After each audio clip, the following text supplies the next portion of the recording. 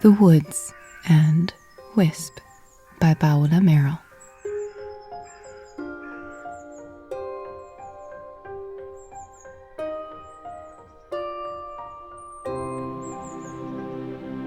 Prologue. The woods had existed for as long as any creature could remember. Some claimed it had always existed. Lands and oceans had simply formed around it. No one knew for sure except the trees, who liked to keep that secret to themselves. The trees kept a lot of secrets, as do all who have been observing the world for longer than you or I have existed. When you grow to be that old, you begin to appreciate secrets because they remind you that there are always more questions and wondrous things to ponder. If you ventured into this wood, you would find emerald moss and babbling brooks. You'd hear the song of a sweet nightingale tucked away in the aspens. At night, you might stumble upon a fairy revel. You may even spot a spectral spirit in the corner of your eye, making its way to a nearby bog to have tea with a freshwater seahorse. Of course, if you were spotted in this forest, you would cause quite a stir, as humans are not something that sensible creatures believe exist. Humans are the stuff of legend, myth, and campfire stories in this part of the world, unlike talking marmots and pelicans who wear suspenders and top hats, which are very much real. I warn you of this, because you wouldn't wish to be spotted by a local in this forest. You might be carted off to the nearby city to be poked and prodded by a prickly group of hedgehog doctors. Speaking of cities, about 100 years ago, some very intelligent, but perhaps not very bright creatures began building stone houses in the middle of these woods. Soon, those stone houses became a dozen stone houses, then 100, all taller and grander than the last. Cobblestone roads appeared, then factories, motor cars, and a fervent need to do things in a timely manner, like brushing your teeth while tying your shoes. Soon, the creatures who lived there didn't visit the surrounding woods as much as they used to. Some didn't visit at all. The trees missed them. If you don't know, trees have big hearts, despite their secretive nature. However, it was the way things were, and soon the woods accepted it. It was comforted by the fact that a small group of creatures still preferred living under its generous shade, and the forest was not without company. But as the world turned and the seasons passed, something changed. The city, known as Moon City, grew so big that one day it simply split the forest in two. The northern and southern parts of the wood were pulled apart. It was not unlike a heart breaking or two good friends moving far away without any means to stay in touch. The northern half of the woods mourned the loss, but tried to make the best of things. After all, it was quite resilient and cheerful by nature.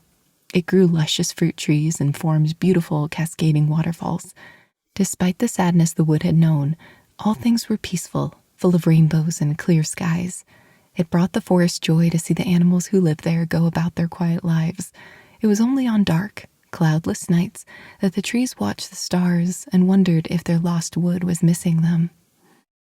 In contrast, the southern part of the wood, which had always been a bit more temperamental and prickly than its counterpart, found that its heart could not be healed by this great divide.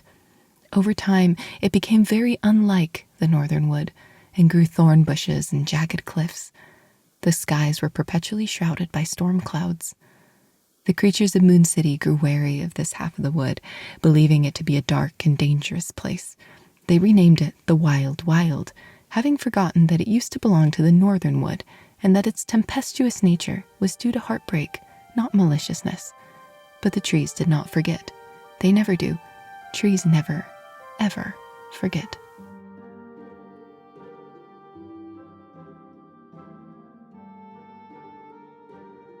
One evening in the jolly North Woods, when enchanted orange blossoms filled the air with the scent of citrus and cinnamon, a tiny white rabbit was born. Her home was a sandy hole under the roots of the oldest tree in the forest. She had a little pink nose and shy black eyes. Her parents loved her dearly, even though she was rather odd, as all the best creatures are. She had an anxious disposition, which is not uncommon among rabbits. Her very favorite pastime was to sit outside, eyes closed, and inhale the scent of wildflowers. At night she would sit and stargaze. She could spend hours simply looking, enjoying the moonlight on her ears and the dewdrops that fell on her nose. Her parents concluded that this little rabbit had an exceptional love for her forest home.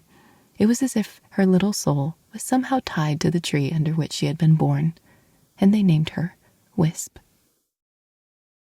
It was the very next year, on the very same day this little rabbit had been born, that an old squirrel left Moon City and entered the North Wood. The trees welcomed her as they sensed she was a well-traveled squirrel who knew something of their lost forest, the Wild Wild.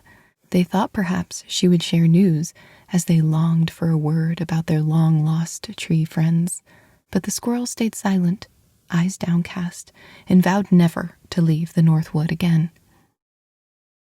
This is the story of an old squirrel and a young rabbit, and what happens when souls are tarnished and torn and break apart unexpectedly.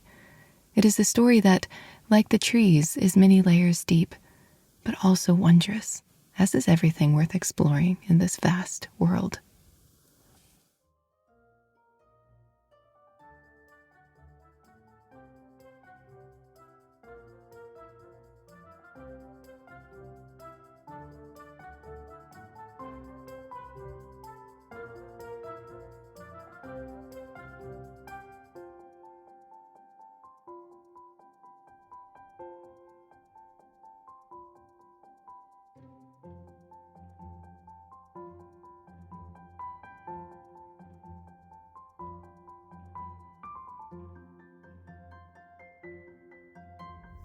Chapter 1.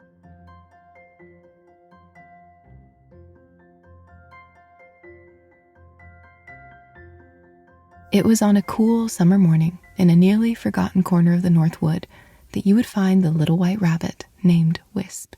She was wandering a vast field of brambles and creeping roses, humming pleasantly along with the mockingbirds.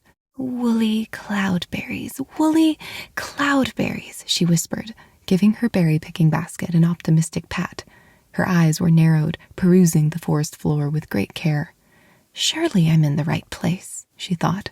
Just as she was beginning to doubt herself, she spotted a patch of the bright pink furry fruit. "Oh, how delightful!" Wisp gathered them up into her basket. She whispered to the berries, "I promise I will put you to delicious use." She gave each of the fruits a sweet little kiss, marveling at their velvety skins and wondering for the 6th time that day how such a wonderful wood could produce such beautiful things. Wisp was an enthusiastic steward of her forest. Well, it wasn't her forest, but sometimes it felt that way. No creature else knew it so well. She preferred to walk the winding paths more than anyone else.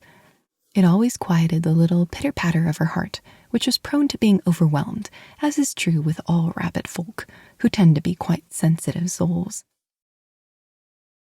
This passionate little rabbit with blushing cheeks and floppy ears, wearing thick spectacles and a red quilted cape, believed that her forest home was the most beautiful, most wondrous, most whimsical place in the known world.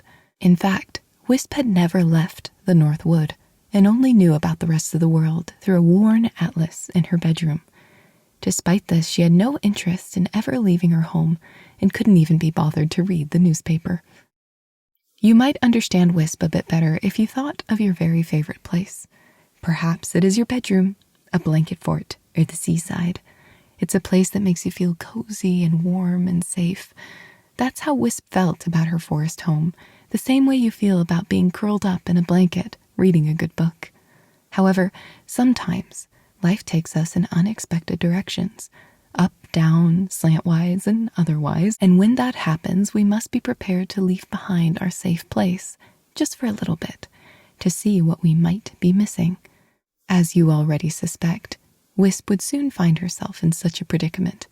But in the meantime, all she had to worry about were woolly cloudberries, and therefore it was a very pleasant day. With her basket slung over her shoulder, Wisp skipped down a mossy trail, stopping only once when she spied a honeycomb flower. She took hold of the base of the plant and pulled until, pop! It came free. A tiny gnome jumped up and shook his little green fist at her. He had been fast asleep, snuggled up beneath the roots. "Oops! Pardon me!" Wisp tried putting the flower back, but the gnome had already left, grumbling under his breath. I hope he doesn't hold grudges, thought the rabbit. That, of course, was a silly thought, as all magic folk hold grudges. Keeping this in mind, next time you find yourself in a forest, it may be best to be extra careful not to step on any flowers. You certainly do not want a pixie to put you on their list of extra clumsy stumblebums. No doubt, Wisp would wake up one day soon to find her shoelaces missing from her boots or her favorite food gone moldy and sour. Oh well, I might as well enjoy the flower now that it's gotten me into trouble, Wisp thought. The flower's waxy petals were dripping with thick, delicious-smelling honey, and Wisp couldn't help but give it a good lick. It tasted like wild clover and roasted almonds.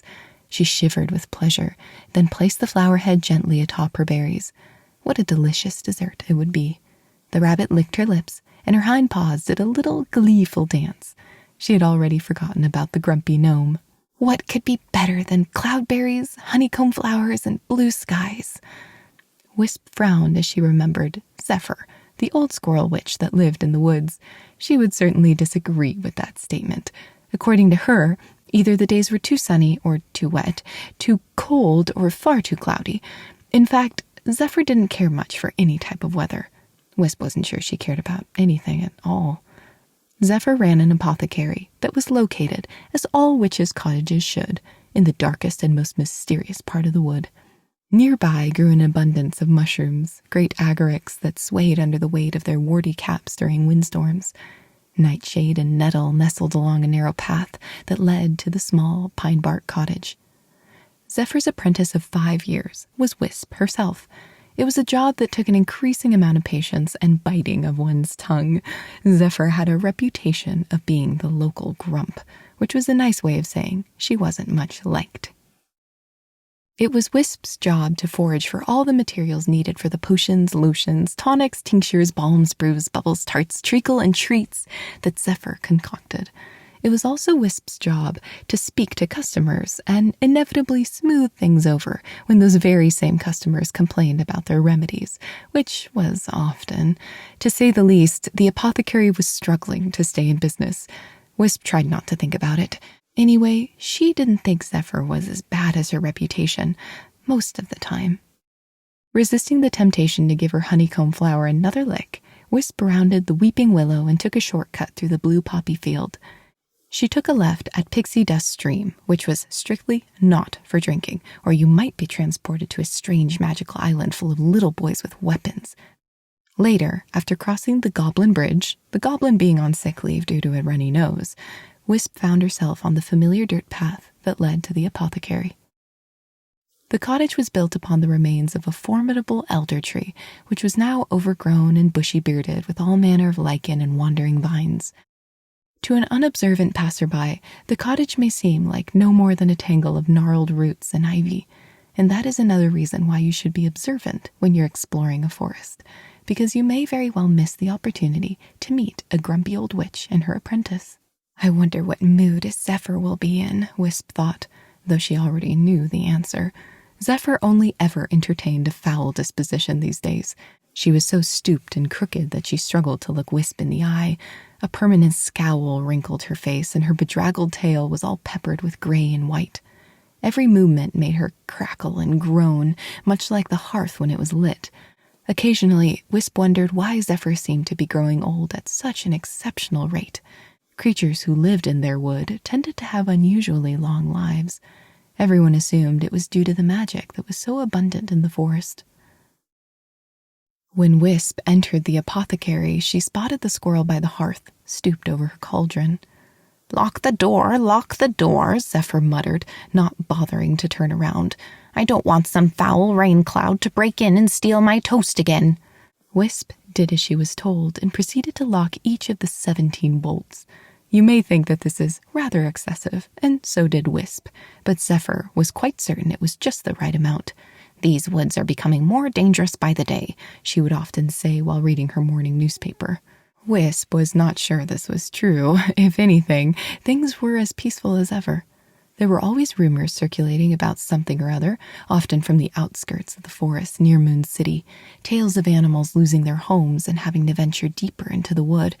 But Wisp often paid no mind to them. They were only stories, after all.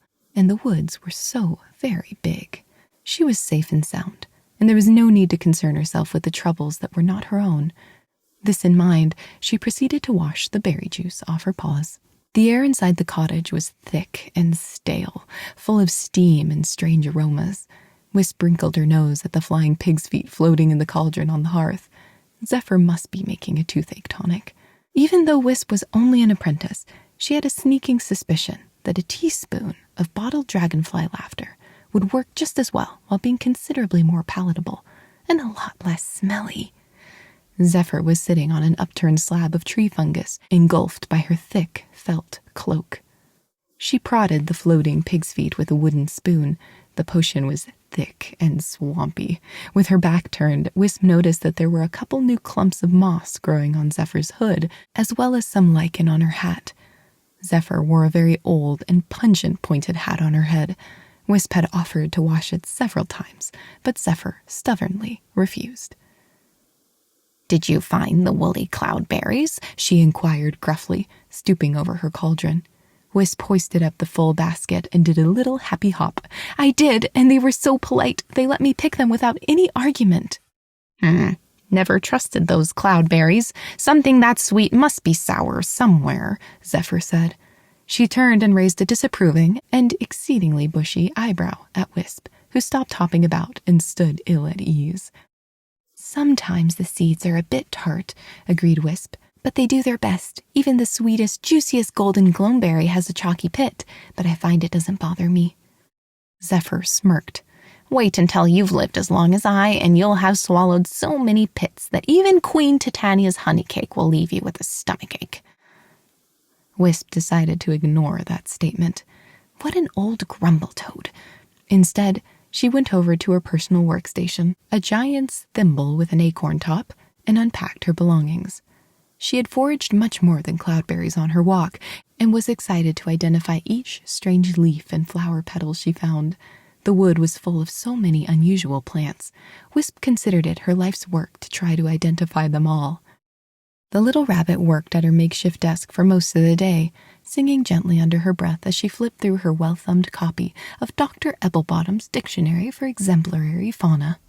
Before she knew it, the sun had settled into a pale twilight, causing the apothecary to grow dim. Wisp had to dig a glowworm out of the cellar just to keep reading. Perhaps this is a fairy floss fern, or a leaf from a ratty fungus tree, she wondered aloud, peering at a frilly plant in her paw. She heard Zephyr's exasperated sigh from the other corner of the room. The squirrel was still stooped over her cauldron.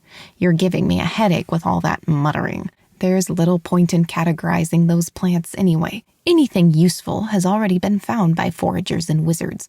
Whatever you have there is probably of no greater use than an old rotten shoe." "Perhaps they're not all useful," considered Wisp, holding up the fairy floss fern. At least, she was pretty sure that was what it was. "But they're often very beautiful or very strange, and I think those things are useful too, just in a different way." When Zephyr scoffed, Wisp added, "And you never know, there may be a plant in the wood that we haven't yet discovered." Zephyr shrugged and turned back to her brew. "Everything worth being found has already been found. That's why the city keeps cutting down trees, because they don't think anything useful can be found in the forest anymore. You might as well accept it, Wisp. There's no extra magical plant hidden in this wood that will somehow make all the difference." "Do you really believe that? Is that why you don't leave home anymore?" It was true. Zephyr rarely left the apothecary and spent most of her time at her cauldron. She seemed uninterested in the world outside, which was ironic for a witch of the wood. Zephyr harumphed in agreement. "Yes, but also because I might run into someone and have to be pleasant. There are too many creatures in this wood. Too many creatures in general. Grumble, grumble. They'll overrun the city someday and move into the last great mushroom patch, and soon you won't even be able to find cloudberries." Wisp rolled her eyes. "Well then, perhaps we should go visit the burrows and let the creatures know that the mushrooms are very important and must be given proper care and attention." "Like anyone would listen," Zephyr said with a dry laugh, but the laugh turned into a raspy cough, causing her to double over. Zephyr coughed and coughed, wheezing as if she could barely get in a proper breath. "Zephyr, are you okay?" Wisp cried. She wrung her paws as the old squirrel began to look cross-eyed. Then, Zephyr's eyes widened in shock, and she took another shuddering breath and coughed up a snail, shell and all.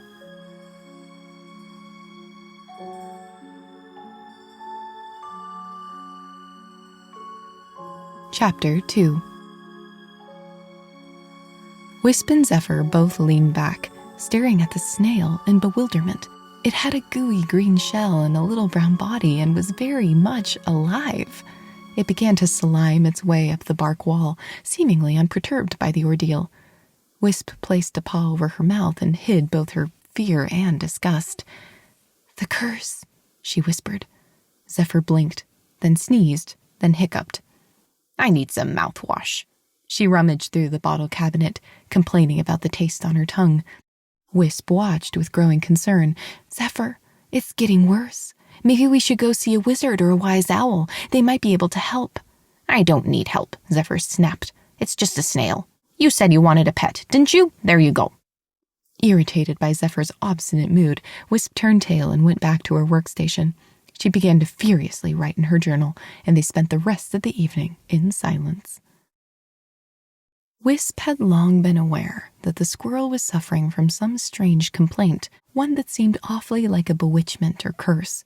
Wisp had first noticed it years ago, when she had knocked on the apothecary door looking for work as a very young rabbit. Zephyr had ignored her for several minutes, and when she had finally opened it, due to Wisp's insistent knocking, 2 leafy sprouts had been sticking out of her nostrils. Wisp had done her best to ignore the malady. She avoided looking at Zephyr altogether, as she explained that she had grown up in the wood and was passionate about plants. "I would make an excellent assistant," Wisp had said, trying to look like she actually believed it. "Anyways, looks like you just opened. I'm sure you need help." Wisp's efforts seemed to have made an impression. Zephyr hired her, albeit rather reluctantly. And from that point onward, Wisp was witness to the many mysterious symptoms of Zephyr's condition. Sometimes the squirrel broke out in itchy blue polka dots for days, or her tongue would go all wormy and numb for a fortnight. Her tail was losing its hairs, not to mention the skin beneath it was a startling shade of mottled gray. Her cloak and hat were growing moss and oyster mushrooms at an alarming rate, and Wisp suspected that eventually weeds would be growing out of her ears. Zephyr had insisted she could manage despite these abnormalities and wouldn't say a word about any sort of malevolent magic at work. However, Wisp knew better. As it happened with all enchanted forests, there was no end to the whimsical, strange, or unpleasant ailments a creature could contract within the borders of the northern wood. Zephyr's staunch denial of anything being amiss bothered Wisp to no end, but she had grown to love the squirrel despite her more frustrating personality traits. The first years they had lived together, Zephyr had accompanied Wisp on forest walks. She taught Wisp how to make bark rubbings with beeswax crayons and pointed out all the different varieties of trees that grew in the wood, from apple to hemlock to glistening blue pines. But as the curse had festered, Zephyr had changed into a crooked hermit and now rarely felt sunshine on her fur and spent much less time with the trees. The first day Zephyr declined to leave the apothecary, she had said, "I don't enjoy the walks like I used to. Now I can only think about how all those trees might be gone tomorrow. The forest is getting too small." Zephyr had then gone to her room, preferring the moist, dark hole in the tree to the outdoors. After that, Wisp walked alone. Sometimes the rabbit wondered if Zephyr was simply self-conscious about her curse. If only she could get rid of that pesky curse, she'd be a happier squirrel, Wisp had thought on many occasions. So why doesn't she? You see, Wisp had a very tiny heart, but even tiny places can hold great love, and she loved her forest more than anything in the world. Therefore, she loved any creature who lived there. And Zephyr, despite her prickly personality, had given Wisp a home. They even played cards under a firefly lamp sometimes, and on good days had pleasant-ish conversations. Wisp had noticed those moments were fewer and far between as of late, and she wanted them back. She also felt rather selfish for feeling that way, but it was the truth. She had not yet come to understand that it is okay to have selfish feelings, if one knows that's what they are. No heart is perfect. But Wisp was, soon enough, going to learn a lot more about hearts than she ever thought she would. The moon was out by the time Wisp finished categorizing all her plant findings. Her notebook was meticulously kept, with little sketches of each foraged item. She proceeded to place the various leaves and flowers between pages of a heavy willow bark book to dry. By that time, the embers in the hearth had faded, and yet Zephyr still sat, bent over her cauldron. The squirrel's cloudy eyes stared dimly at ashes. Wisp felt a sickly sensation in her throat upon peeking at the contents of the potion. The brew had separated and looked like bits of moldy cottage cheese floating in bog water. She resisted the urge to pinch her nose. "I'm going to bed, Zephyr," she said, giving the squirrel a sideways hug. At first, Zephyr did not react. She seemed to be completely unaware of Wisp. Then a bony gray paw reached up and patted Wisp affectionately between her ears. "Good night, little one," she whispered, her voice tired and low, but not unkind. Wisp hesitated. "Will you be okay, all alone down here?" Zephyr offered a wan smile. "It's what I do best. You go get some sleep." Detecting a rare hint of something warm in her voice, Wisp's heart swelled, and she gave the squirrel a good-night kiss on her muzzle. Wisp went to her little room at the top of the elder tree, leaving Zephyr by the hearth, eyes half open, thoughts far away in some misty place, the location of which she never shared. When Wisp had first moved into the apothecary, she had asked Zephyr questions about her past, wondering if she had been born in the forest or somewhere else. She had been met with a stone-cold look that warned her to never, ever ask about such things again. Wisp had respected the squirrel's wishes, but still wondered what it was that seemed to haunt the old witch, particularly in the evenings. Wisp did her best to put her worries at rest, knowing full well that the stubborn squirrel would only become more set in her ways the more Wisp chided her. She crept up to her spiderweb hammock and lay down, pulling back the leaf that covered the little sea-glass skylight she had affixed over a gnarled opening in the bark. She noticed with some surprise that the snail had managed to creep all the way up to her room, leaving a long, glowing track of slime in its wake, probably all the way up the stairs. "That'll be a great bother to clean up," she sighed. The nail paused and looked behind it, then made a rather apologetic gesture with its feelers. Wisp shrugged. She wasn't truly upset. Zephyr was right. She had wanted a pet. The snail was just certainly not what she had expected. "You may as well make yourself at home. Just please don't eat my specimens. I promise I'll find you some lettuce tomorrow." And with that, Wisp lay back to watch the moon rays through the glass. A deep sigh escaped her, allowing all the little irritating moments of the day to evaporate with the pooling blue light. She loved the nighttime in the enchanted wood. She could hear waterfalls in the distance, the rhythmic howls of night creatures, the groans and creaks of the tree spirit that had so graciously allowed them to live there. Then there were the stars. They were her very favorite, because they loved to sing. It was such a quiet song that for many years Wisp didn't even know that they sang. As she had grown older and learned the wise ways of the wood, she had begun to listen in a new way that only very quiet creatures could, ones who spend time sitting and noticing things that often go unseen. That was Wisp's gift, for which she was very grateful. And now she could lie in her little silk spool bed and enjoy the star song. Today their music was hopeful, graceful arcs of sound that would easily be mistaken for the sigh of the wind. "Thank you," she whispered. The song grew a little louder, as if just for her. Wisp wondered if Zephyr ever listened to the stars anymore. She said she had once, but that was a very long time ago. Thinking of the squirrel, Wisp felt her paws absently move to her heart. She wondered what happened if a curse went untreated. Was it fatal? No, that couldn't be right, thought Wisp. She recollected reading something about curses in one of her storybooks as a young kit. On impulse, she hopped out of her hammock, adjusted her spectacles, and went over to her bookshelf. It was naturally well stocked with fairy tales, which were the only types of books worth reading, besides books about plant identification, in Wisp's humble opinion. She perused the shelves, trying to remember which book had mentioned something about curses. She smiled when her paw landed on The Tale of the Fire Swallow. It was about a mythical human child who found an evil wizard in a forest. Now, Wisp knew very well human children didn't exist, and it was quite silly to believe they did, but she liked the fantasy anyway. In the tale, the wizard cursed the child to become a flaming bird whenever it felt joy. It was a very cruel story, but it had a sort of happy ending. The child ended up much preferring to be a bird than a human, and soon forgot about his past life and that he had ever been anything but a bird. Wisp paged through it, looking for the scene where the wizard cursed the child. As she studied the book, the snail climbed up her leg and settled on her shoulder. Wisp grimaced as she felt its sticky foot on her fur. "I think I'm going to have to call you Slimy," she muttered. She turned the page, and her eyes lit up. "And the great wizard Zernavir loomed over the child, a dark and foreboding figure in the night," she read aloud, deepening her voice for added effect. She felt the snail curl deeper into its shell. "He stretched out a gnarled paw and said, 'You are to be henceforth cursed!' For when a creature becomes cursed, they lose the most precious thing they own, their soul." Slimy let out a small gasp. Wisp felt a wave of dread overcome her. In her shock, she dropped the book.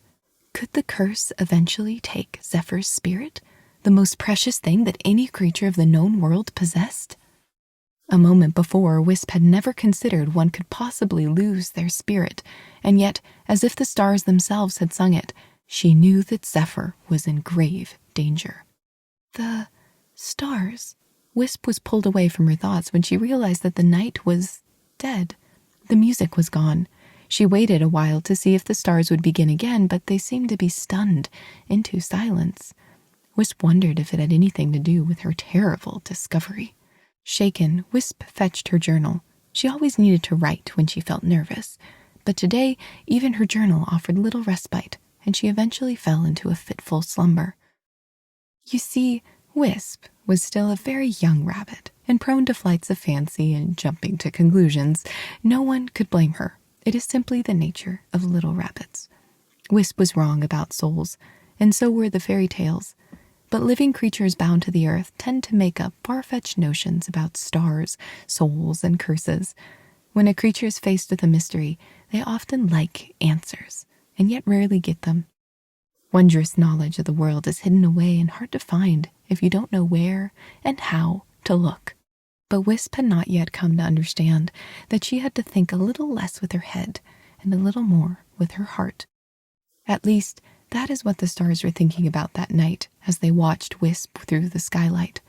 Stars are thoughtful by nature and extremely nosy, which is a bit rude, but they can't really help it.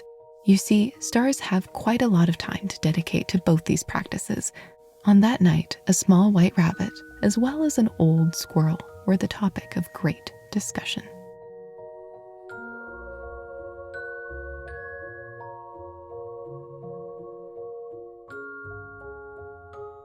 Chapter 3.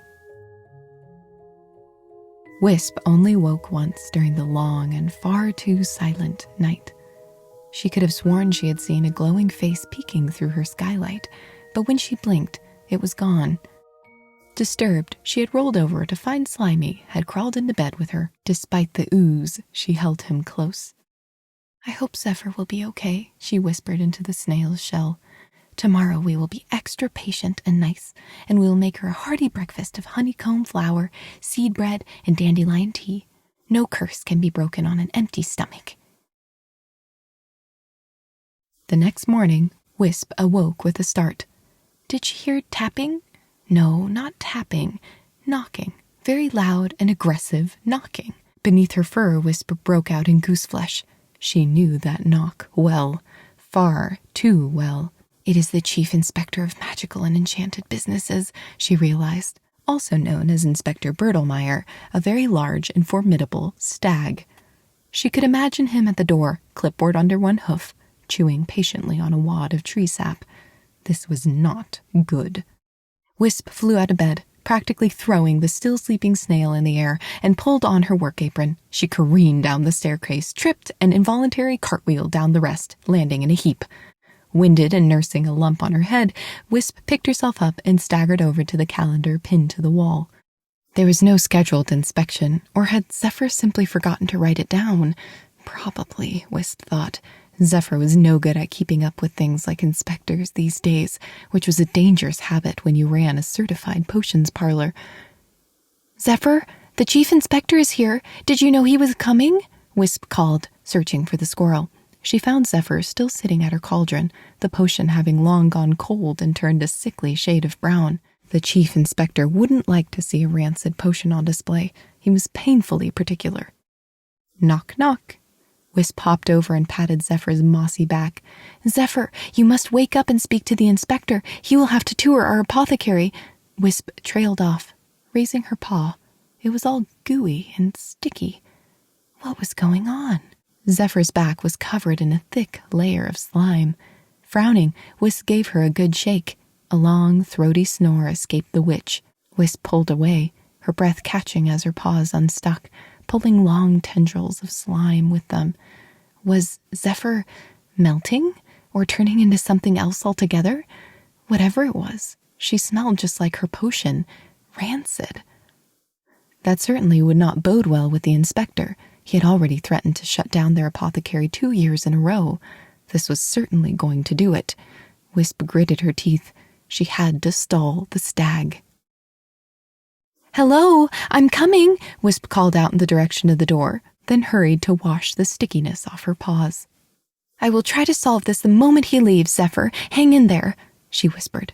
She then gave her fur a little fluff, smoothed the front of her apron, and opened the door. She stepped out and blocked the entrance. Chief Inspector Bottlemeyer loomed over her.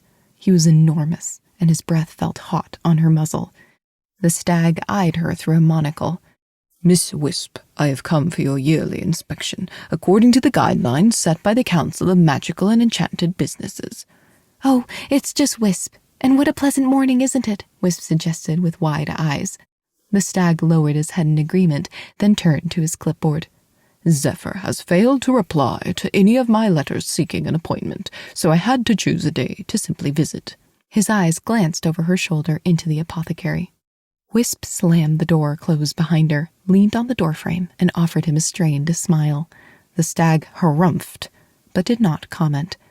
"And have you been following all magical guidelines for potion and tonic making?" "Why, yes, of course," said Wisp, a little too enthusiastically. The stag seemed unconvinced. "Have you been properly keeping a happy hearth, using kind words around the plants, lest any foul language get mixed into your brew and make customers sick? You know how Zephyr's negative moods can ruin an entire batch. At least, that's what happened last year with those grumpy sunburn ointments. If you remember, it took me 2 weeks to clear up that bad mood that settled over poor Marjorie's sow after only 1 use." "Oh yes, I hear Marjorie is much better, and I believe we've greatly improved our operation. At least, for my part," Wisp said the last comment under her breath. She felt something beneath her hind paw and looked down to see some slime was seeping out from under the door. Oh no. "But alas, we are not able to invite you in today, as Zephyr has come down with a terrible illness." More like a curse, Wisp thought, but she had a feeling that telling the inspector that wouldn't help the future of the apothecary. The inspector's sullen face grew concerned. "Is that so? I can contact a wizard or a wise owl to treat her. I believe you have several as neighbors, only a day's journey from here. I've heard of a salamander who lives—" "Oh, Zephyr doesn't like other creatures very much," Wisp interrupted. She then caught herself and added brightly, "But that doesn't matter in such a dire case as this. I will set out at once to speak to one of them so that we can get the apothecary up and running and ready for inspection." "I can travel faster than you," said the stag, tucking his clipboard under his saddlebag. "Let me go and fetch an owl. I will be back before noon." "Oh, truly, it is all right. I can go through the nettle bushes and tunnels. It will take me no time at all," replied Wisp, trying not to sound too insistent. She thumped her hind leg against the ground. "You may be shocked at how fast little rabbits can hop." The stag considered this, shrugged in agreement, then again bowed his head. "As you wish. But I will be back in 1 month to inspect your establishment. I'm afraid that if nothing has changed from last year, I will have to do something drastic." A hint of impending regret could be seen behind Bertelmeyer's eyes. "I would hate to see this little shop shut down. Do take care, Wisp." He stood there for a moment, his left eye magnified by the monocle. Wisp knew an intelligent stag such as himself would be naturally suspicious of the situation. She much preferred Constable Gruff, a hedgehog who used to inspect businesses before he retired several years ago. He was notoriously farsighted and didn't care about doing his job well, only quickly. He was the sole reason the apothecary had stayed in business for so long. Today, however, Inspector Bertelmeyer was in a generous mood, as he allowed Wisp the benefit of the doubt.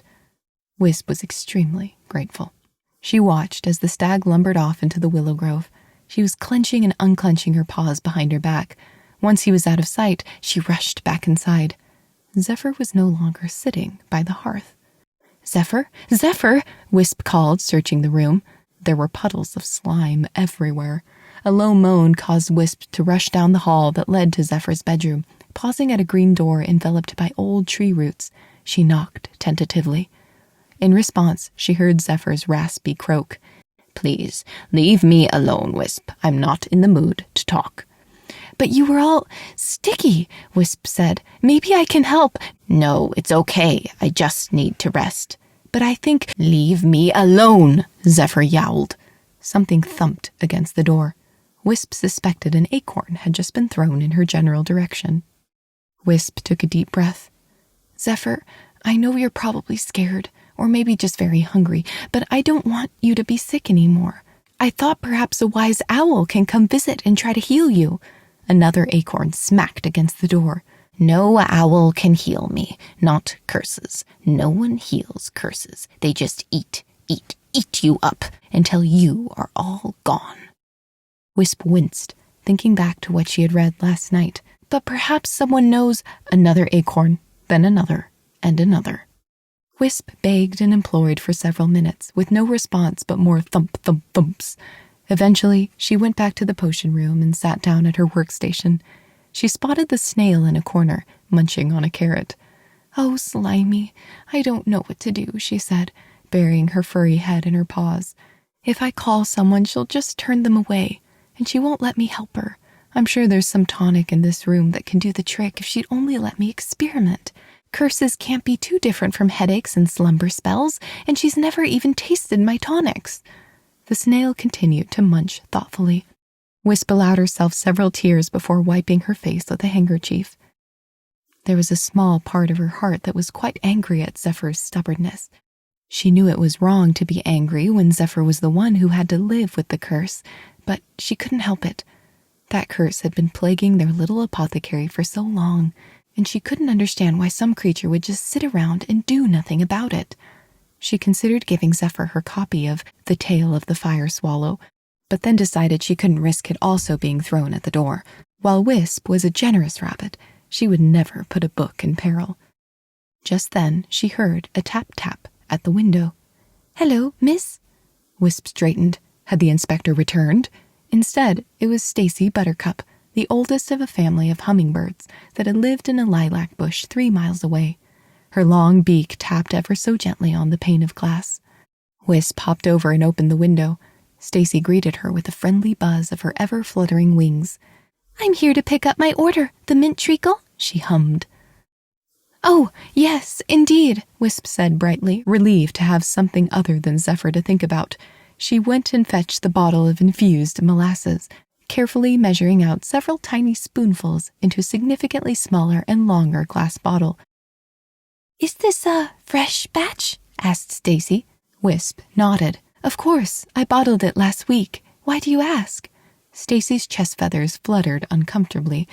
"Well, I have the hardest time relaxing these days with an egg just hatched, and the last treacle only made me sullen. Well, I happened to brew this one outdoors in the dew field by moonlight. Far away from Zephyr, thank goodness," Wisp thought. "I have a feeling it will do the trick." The little rabbit averted her eyes as she handed the bottle over. Stacy wrapped her long tongue around it and placed it in her basket. "I'm sure it will. Thank you ever so much," Stacy twittered, then was gone in a flutter. With the hummingbird's concerns in mind, Wisp went to the potions cabinet and began checking the labels, setting aside what had been made in the apothecary, which, unfortunately, was most everything. She tested a couple of spell jars Zephyr had bottled. They looked all right from the outside, cinnamon sticks, apple rinds, and various powders placed carefully inside, along with the crystallized fairy tear for extra potency. But the contents turned to a brown sludge the moment Wisp uncorked them for a closer look. Far more concerned about appearances than imbuing them correctly, Wisp muttered, shaking her head. Each one was spoiled. The funny thing about making potions is that the creature making it has a lot to do with how the potion turns out. For example, if you were daydreaming when you ground almonds for a healing marzipan, consuming it may make you sleepy or simply float away. In contrast, if you were cross or feeling quite gloomy, your potions might turn into rain puddles or make the recipient certain that they were not quite as handsome as they were the day before. You can imagine the impact Zephyr's concoctions had on the local population as of late. Wisp put down a bottle that looked like it was full of mushy peas inside. She'd have to take all her ingredients outdoors again and work through the night if there was any chance of fulfilling the new orders that had been placed. They'd been piling up for several weeks now. We're lucky we're the only apothecary for miles, Wisp thought glumly. Our creatures would have long gone elsewhere for their remedies. Wisp had gotten into the habit of fulfilling orders outdoors to avoid Zephyr when she was particularly grumpy. She also felt that the remedies were most potent when made under the singing stars or the warm embrace of sun rays. It depended what sort of creation she was trying to make. For relaxing tinctures, she would bottle up shooting stars for sweet dreams along with chamomile and lavender. For energy and bright thoughts, she'd mix a dab of morning dew into her recipes and leave it to settle by a busy brook. Sometimes, when she was lost in her grinding, grating, and stirring, she'd daydream of running the apothecary herself. Inspector Bertelmeyer was quite right to show concern about keeping a happy hearth. Wisp knew that their apothecary made unexceptional potions and brews. Her own efforts were often successful, but she was still learning, and Zephyr oversaw most of the potion making. There had been a time, Wisp remembered, when some of Zephyr's potions were considerably more effective. But as the curse had progressed, the quality had suffered. Her banana leaf love cakes caused more friction than affection these days, and even her tooth powder didn't leave fangs as pearly white as once upon a time. Wisp measured her own ingredients perfectly. She was very particular and did her best to stir, knead, and bake with all her care and attention, but even that was not enough to offset the dark cloud that Zephyr carried wherever she went. It seeped into the tinctures and tarts, the marmalade and muffins. It made everything taste wrong. Wisp felt her nose twitching. She'd been rattled one too many times this morning. It felt as if her heart was about to pitter-patter into a panic. She needed to get away for a bit and calm her nerves. So, Wisp put on her bonnet, grabbed her foraging basket, and went to gather mushrooms. It was spring, after all. The soft hills and watersheds were dappled with countless wildflowers. How could one entertain gloomy thoughts when the world was so utterly attractive? Feeling her spirits lighten, Wisp hopped over the narrow glittering stream that curled around and under the gnarled roots of the elder tree. She noticed some wandering twilight lilies growing between the knobby tendrils, silky, soft, and silver. No doubt they looked enchanting by moonlight. It was odd to find these lilies growing so near burrows and cottages. They tended to be quite shy and preferred to thrive in secluded places bathed in starlight. Wisp glanced at the clear blue skies. Perhaps the singing stars had sent her a thank you gift for being such an appreciative listener. With this happy thought, she set off in the direction of the toadstool forest. As she hopped along the mossy path, her eyes flitted over the forest floor, keeping an eye out for any unusual plant life. I hope the wood anemones will be abundant this year, she mused. Wisp had discovered their magical qualities only last summer, when she had overheard one delicately whisper some secrets to a neighbor. Some flowers just love to gossip. Eventually, Wisp took a rest by a small pond to cool her hind legs in the water. She spent the time chatting with the guppies, who were doing very well, even though the triplets had a very bad case of hiccups. She said her goodbyes and was about to continue when something made her pause. The guppies had dived deep, and Wisp noticed how the pond itself grew quite still and serious. The clouds gathered above. Wisp didn't feel nervous, only very aware that something grand and formidable was nearby. A moment later, the hairs on the back of her neck stuck straight up, and a large shadow fell over her. "Dear child, out to gather mushrooms?" said a deep, rich voice with a strange accent. Wisp turned to face the great, wise owl. He was one of several sage-like birds that lived in the wood. His horned ear tufts were particularly severe, though his face was not unkind, only very old and very thoughtful. His large eyes were glazed over with knowledge of both sad and wonderful things. He was known to sit atop apple trees for weeks at a time, simply thinking. Today he wore a cap and coat and was carrying a basket of fresh trout. Wisp was relieved that the guppies weren't there to witness such an atrocity. "Oh, yes, I am, Mr. Owl, and you were out fishing?" Wisp winced when she heard a horrified gurgle from the depths of the pond. Indeed. The owl's pupils dilated considerably, and Wisp felt as if a hidden part of her soul was being examined. She braced herself, trying not to think of Zephyr, lest she give her worries away. Owls have an uncanny ability to know what you're thinking. "Is Zephyr unwell?" Wisp bit her lip. She should know better than to try to keep things from an owl. "She is, sadly," she admitted, then sighed. "She's been sick for a while, but she doesn't really want any help." The owl's head receded into his chest, his great beak resting thoughtfully on his plumage.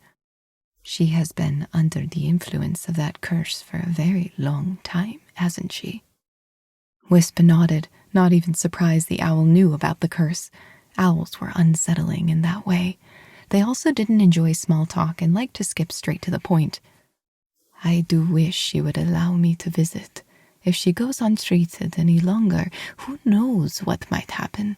She may even turn into an old pumice stone or a moldy piece of wood." Or a ball of slimy goo, Wisp thought sadly, or lose her soul. The owl's great talons reached into his basket and pulled out a trout. He consumed it in one gulp, then spent a while listening. The little owl couldn't help but notice the way a pair of butterflies took care to hush their conversation as they flew by. Every creature knew to be reverent in the presence of such a sage beast. "I am hoping, perhaps, a particularly healing mushroom soup will help," Wisp offered, not knowing what else to say. The owl shook his head. "Curses are not colds. They cannot be cured with warm food." Wisp found his statement rather ridiculous. She was certain most things could be cured with food, especially if that food was cheesecake and strawberries. "I hope you are keeping a close eye on that squirrel," the owl added. Wisp folded her arms, feeling a bit patronized. "Why, of course. I'm her friend. I will make sure she gets better." The owl raised an apologetic talon. "I meant no offense, kind Wisp. I am only concerned that Zephyr will soon travel beyond our power to help her." "I'm going to find a cure, no matter what it takes," Wisp resolved, puffing herself up with confidence. The owl gave her a tired smile. "I admire your pragmatism, but I'm afraid curses are of a different sort. They are not a typical affliction. Curses are buried deep, long before they begin to fester. To undo them is to undo many years and memories. It is much like unraveling your foraging basket, one reed at a time." "But if I only find the creature that cursed Zephyr, then I can make them reverse it," exclaimed the rabbit. She heard a gurgle behind her and wondered how much the guppies had overheard. The owl cocked his head and slowly blinked his disturbingly large eyes. "What makes you think some other creature cursed Zephyr?" "Isn't that how curses work?" Wisp considered telling him about the fairy tale she had read, but thought the owl might lecture her about the accuracy of secondary sources. It would be best to keep it to herself. "Curses rarely function in that way. To be honest, I never thought calling them curses was that helpful a word." He paused for a long time, and Wisp wondered if he had fallen asleep. Eventually, he ate another trout and turned away. "Zephyr must resolve this problem. You will not be able to cure it, little one." "Then there's nothing I can do?" Wisp cried, more frustrated than ever. How dare this owl impose himself as if he knew Zephyr better than her? She immediately felt guilty for having such a bitter thought. The owl was only trying to help, in his strange, old wise owl way that was both confusing and unhelpful. "Oh, no. In matters of the spirit, there is always much you can do, young Wisp," he called over his shoulder. He stretched out his enormous wings. It's just not the type of doing you may be used to. You simply need to accept what you can and cannot do. That is enough. With a tremendous flap, the owl was airborne. The strength of it sent Wisp flying backwards, nearly falling into the pond. Grumbling, she picked herself back up and shook the mud off her legs. Well, that was extremely unhelpful, she muttered under her breath. If I'm not doing something to help Zephyr, then I might as well not be doing any doings at all. Then again, if I'm not doing, how can I be doing anything helpful? She watched the dark shape of the owl glide into the trees without a sound. She had heard some rumors recently among the possums that the owl's age was finally getting to him. She might be in agreement. A part of her knew that was an unfair judgment to make, but her increasing unease was putting her on edge. Wisp spent the rest of the day harvesting oyster mushrooms. As she worked, she was silent and sequestered deep inside the realm of her thoughts. For the first time, she ignored the bumblebee that came by to say hello and share some tasty pansy pollen. A family of doves flew by and were struck by the way Wisp was so focused on her work. That rabbit is usually floating in her daydreams. I see her dancing on cotton clouds most days. Today she looks quite dreary. Something must be amiss, said the elder dove, who was quite knowledgeable about such things. Wisp returned home late into the night. The apothecary was quiet and still. Zephyr hadn't left her room. She hadn't eaten a bite all day. Wisp called to the old squirrel and even knocked at her bedroom door. Silence. Wisp was at her wit's end on what to do, so she did what every well-adjusted rabbit would do when they are very upset. She tended the hearth, cut herself an enormous slice of rosehip cake, put on her favorite socks, and went upstairs to eat in bed until she fell asleep. Again, the stars did not sing. They were having a private meeting to discuss the goings-on in the northern woods.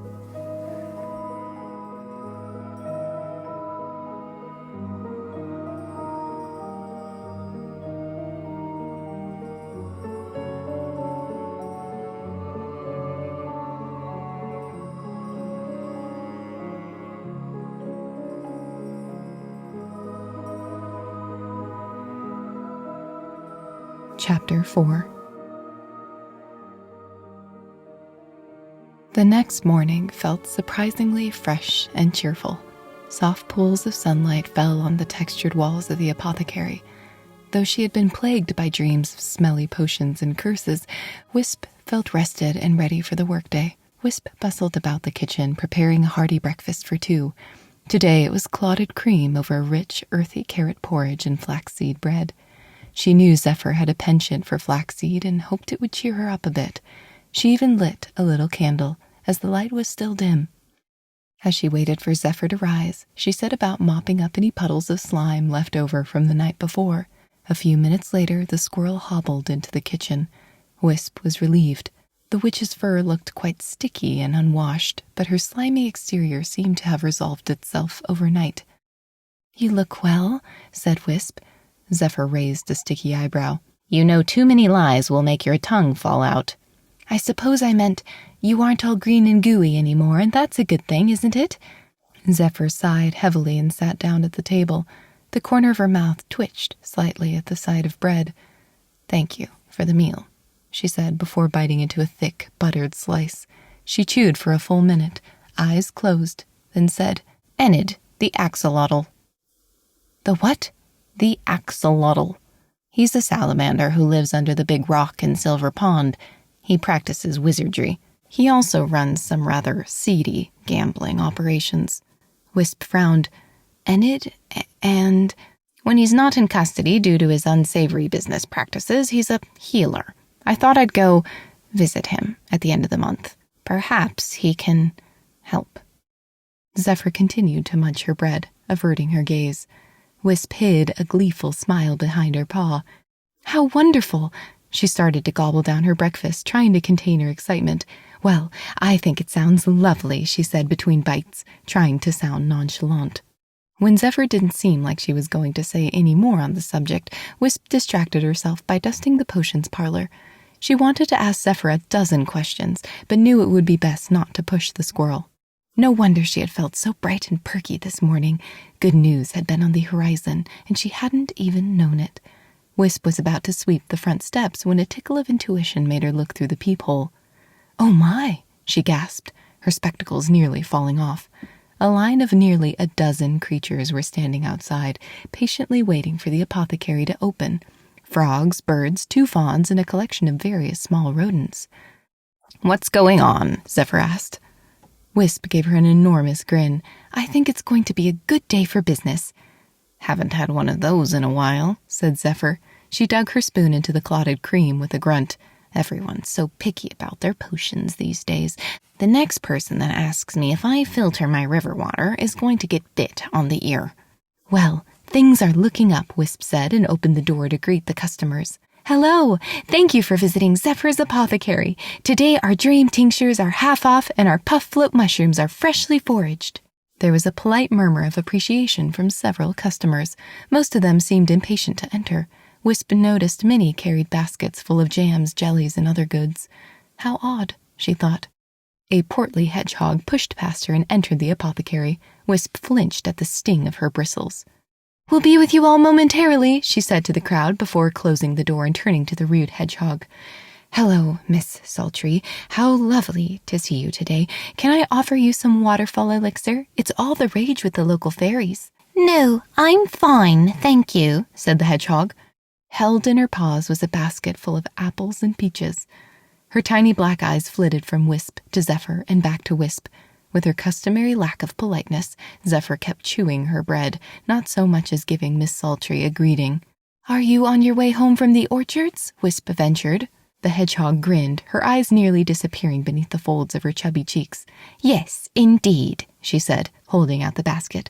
"This is a gift for Zephyr." Zephyr choked on her bread.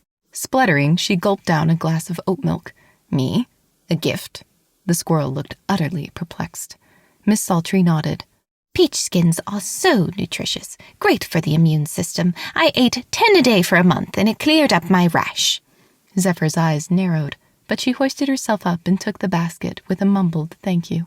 "That is very kind, Miss Sultry," Wisp said. "And what can I do for you today? Perhaps you need some bristle polish?" Miss Sultry shook her head and headed straight to the door. "No, that is all, thank you." Before Wisp could say anything, she was gone, and 3 raccoons wearing matching capes squeezed through the door. This time, Zephyr offered a weak smile and said, "Hello, Nora, Knit, and Neely. It's been some time since you've come to pick up a refill for your beauty balm." "Oh no, last time it made me itch all—" Nora was cut off by Knit, who stuck an elbow in her rib. Neely gave them both a hard look before extending a woven bag full of blueberry jellies and bottled soup. "This is for you, Zephyr. We had an abundant berry harvest this year and thought we'd share the spoils." Zephyr gave Wisp a questioning look. The rabbit shrugged. "I sang to these blueberries myself, and they promised to bring good health to all who eat it," Nora said. Knit elbowed her again, to which Nora exclaimed, "What? I did. Whenever I have a cold, 1 spoonful of syrup clears it up overnight. It's true." Wisp felt a wave of dread travel down her neck as she saw understanding dawn on Zephyr's face. "You think I have a cold?" Zephyr asked. There was the slightest edge to her voice. Neely looked squeamish. "Well, not necessarily, only we heard you were in poor health." One of Zephyr's eyelids spasmed. The atmosphere had shifted. Wisp pulled at the collar of her apron. The air felt stale.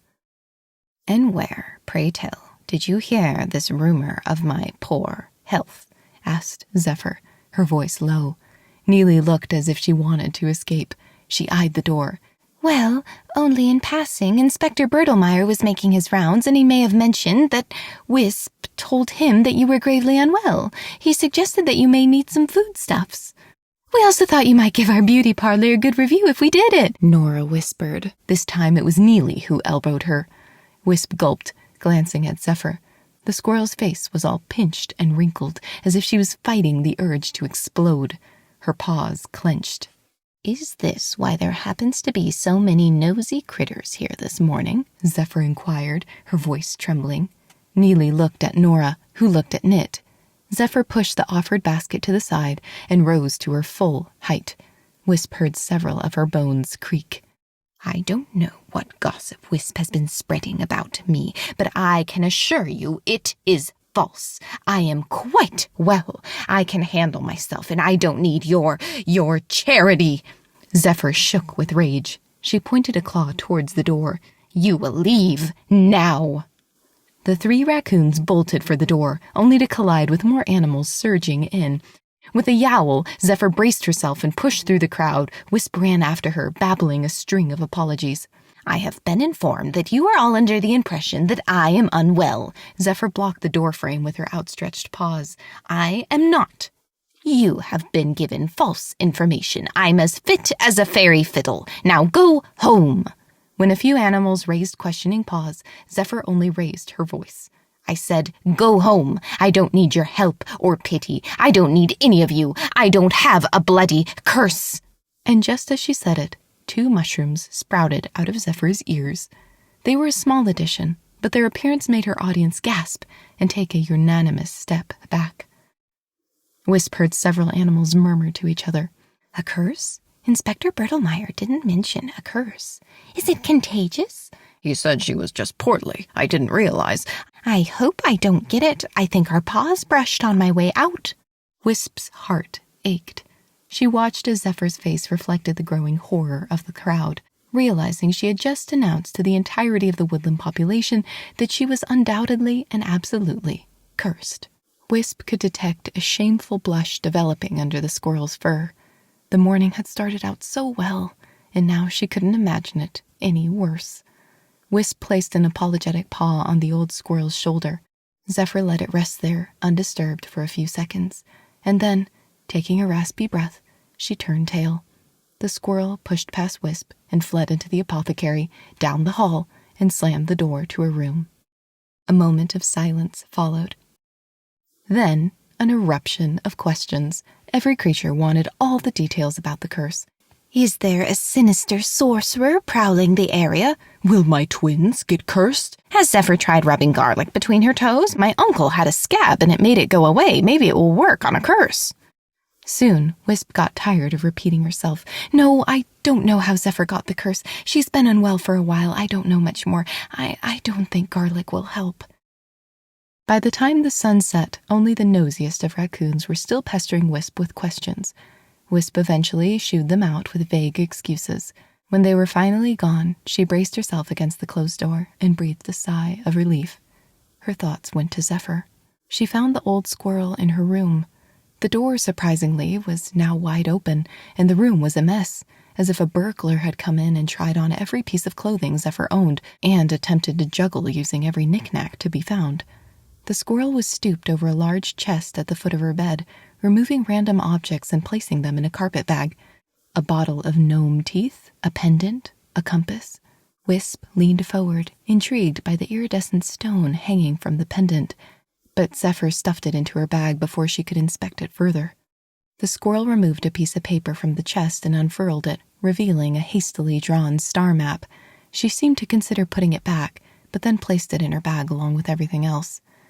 "Are you leaving to see Enid?" ventured Wisp. Zephyr only emitted a short, sarcastic laugh. "I'm leaving this forsaken forest of busybodies and nosy Neelys. I hope her treehouse is the first to get cut down the next time the logger beavers come back." Wisp clasped her paws over her mouth. "You can't leave! How could she? They'd worked together for so long. Didn't Zephyr care?" The squirrel seemed to guess what she was thinking, and her features softened. "I don't blame you, Wisp. I know you were just trying to help, and I'm not doing this to hurt you. When I was younger," she paused, struggling to find words. When I was younger, I was well known in Moon City. I had a life very different from this one. Decisions I made had consequences, and I've ruined many a creature's life because of it. I wish I could take it all back and start from the beginning, and I tried to do that in this forest. When I first opened the apothecary, I was more or less happy." She went over to a small window and pulled back the curtain, which was covered in dust. "But over time, everything here started to remind me of my past, especially the trees. I can't escape it. And this curse, I can't live here knowing every creature pities me." Wisp didn't know what to say. She hadn't known Zephyr had once lived in Moon City. The squirrel had given her every impression she hated that overcrowded collection of sooty houses. Zephyr tied her bag shut and tossed it into a corner along with her witch's hat and several acorns. "You'll make an excellent apothecary, Wisp," she said, eyeing a wilted plant on her windowsill. "You have a gift. It's uncanny. It's as if the plants work with you. With me gone, you might finally get happy customers." Wisp felt a swell of panic as the full weight of what Zephyr was planning to do hit her. "Zephyr, I'm not ready. I haven't even learned how to use the cauldron yet. How about we go to Enid together first and then talk about what you want to do after?" "That isn't going to work, Wisp," Zephyr answered, sounding sad but resolute. Wisp felt her ears grow hot. Her paws began to sweat again. "Don't do anything rash now. Traveling may only worsen the curse. You wouldn't want to overexert—" "Enough," Zephyr interrupted, stomping in frustration. "Wisp, you are a very good sort of rabbit, but sometimes you don't see what's right in front of your muzzle. You can't cure this curse. No one can." Wisp faltered. "But I read in my book of fairy tales that—" Zephyr raised a paw to silence her. "Wisp, you are a very good sort of rabbit, but you know very little of the world, and even less about curses. How can you hope to help me? You are like all the other creatures in this wood, naive and far too happy to turn a blind eye to the real problem here. You're the very reason the loggers keep cutting down the forest, because no creature here wants to worry about anything. No creature does anything until it's their tree that's being cut down. Well, I'm worrying enough for all of you. I've worried, and I'm tired of it. I can't even stand to look at the trees anymore because all I can see is how, one day, they will all be cut down and your precious wood will be gone forever." At first, Wisp was hurt and confused. Then her ears drew back in anger, and she thumped her hind foot. How could this old, cranky misanthrope of a squirrel act so high and mighty? She was the one with the seemingly incurable curse. Wisp lowered her voice to a vicious murmur. "Maybe I'm naive, but at least I'm not a grumpy old mandrake. I've been patient for years trying to help you, but you don't even want to help yourself. You never even leave the apothecary anymore." She planted her feet and gave Zephyr a fiery look. "At least I spend time with the trees. Maybe I am silly, but if you stopped criticizing everyone for one moment, you'd see that at least I care. I came to this apothecary hoping to become a potion master and help the animals in this wood. Instead, I've spent years trying to keep things from falling apart. Every tincture and tonic you touch grows mold and withers, and I know why." "And why is that?" Zephyr asked, rolling her eyes. "Let me guess. Because I'm cursed?" "No," said Wisp. She gestured violently to the aspens just visible through the window. "It's because you don't love the forest. You said it yourself. You can't stand to look at the trees. And when you don't love the wood, it doesn't love you back. That's why your recipes don't work. You don't care, even if you say you do. It's not the same as showing it." Wisp expected Zephyr to retort, to blow steam out of her ears and maybe even lug an acorn at her. Instead, the witch drew herself up to her full height and looked at Wisp in the eye. She tried to speak, but seemed unable to find the words. It was only then that Wisp witnessed something very strange. A tear rolled down Zephyr's cheek and plopped on the dirt floor. They both stared at the wet spot, neither saying a word. Wisp had never seen Zephyr cry. Reading her expression, Zephyr had never seen Zephyr cry. The squirrel reached up and touched her cheek with a shaky paw. The eye that had released the tear had turned gray and mottled. It almost looked like it had turned to stone. The curse. "I can't see," Zephyr whispered, covering the frozen eye. She sounded scared. Her voice was like that of a very young squirrel. "I'm sorry," said Wisp. The anger had melted away the moment she had seen the squirrel cry. "I'm sorry for everything." Zephyr shook her head. "I'm sorry, too. I'm sorry I've been such a burden all these years." For a while, both creatures stood in the untidy room, not saying a word. Wisp felt like they were holding something between them, something old and tattered and ready to tear. Zephyr then placed a paw on Wisp's shoulder and guided her out of the bedroom. She closed the door gently, leaving Wisp alone in the hallway. All the energy drained out of the rabbit, and she was left feeling a mixture of shame and exhaustion. Trying not to burst into sobs, she wandered up the staircase to her room. Slimy was there, asleep underneath her hammock in a pool of his own stickiness. Wisp gave the little snail a pat, got into her hammock, and cried herself into a deep sleep.